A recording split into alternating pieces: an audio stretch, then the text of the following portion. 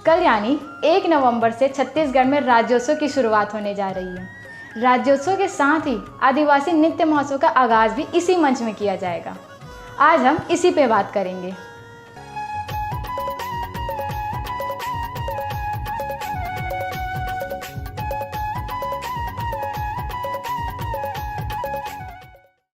प्रदेश सरकार रायपुर में होने वाले राष्ट्रीय आदिवासी नृत्य महोत्सव के लिए पूरी तैयारियां कर चुकी है। इस आदिवासी नृत्य महोत्सव में 10 देशों के आदिवासी कलाकार शामिल होने वाले हैं, जिनका आने का सिलसिला शुरू हो चुका है। रायपुर के विवेकानंद एयरपोर्ट पर बाहर से आ रहे आदिवासियों के स्वागत के लिए मंत्री भी पहुंच रहे हैं।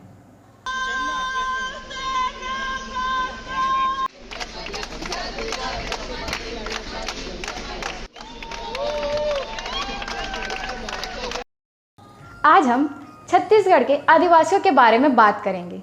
आदिवासियों के सुख की और दुख की दोनों की बातें करेंगे। चलिए सबसे पहले हम दुख की बात करते हैं।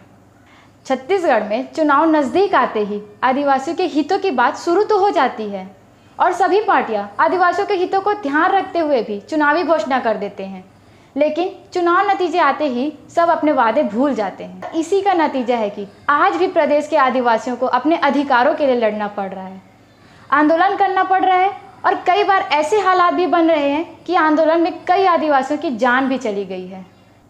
ऐसे ही मैं कई आंदोलन के बारे में अभी आपको बताती हूँ।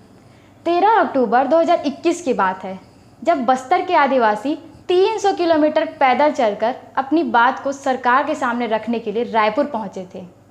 इस समय जब हमसे 3 किलोमीटर तक नहीं चला जाता था, उस वक्त यहाँ के आदिवासी 300 किलोमीटर का पैदल सफ़र करके रायपुर पहुँचे और अपनी मांगों को छत्तीसगढ़ के राज्यपाल के पास रखने के लिए सुबह से राजभवन के सामने कड़ी धूप में बैठे रहे।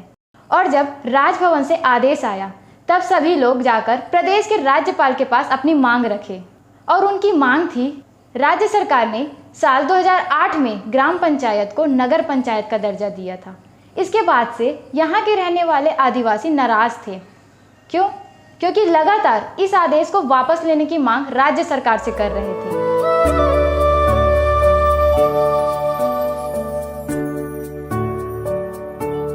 अब हम बात करते हैं हसदेव की।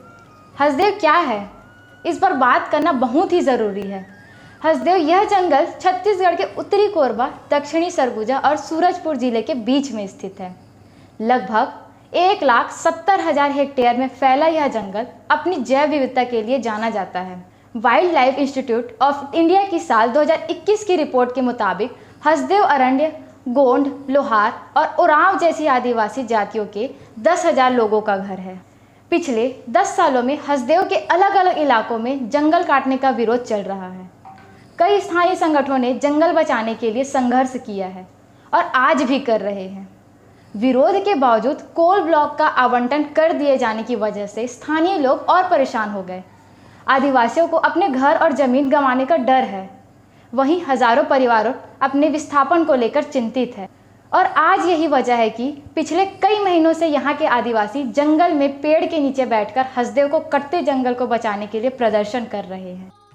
वहीं एक और बड़े आंदोलन की मैं बात करूं तो इसके बारे में जानकर आप चौंक जाएंगे, जो है सिलगेर आंदोलन।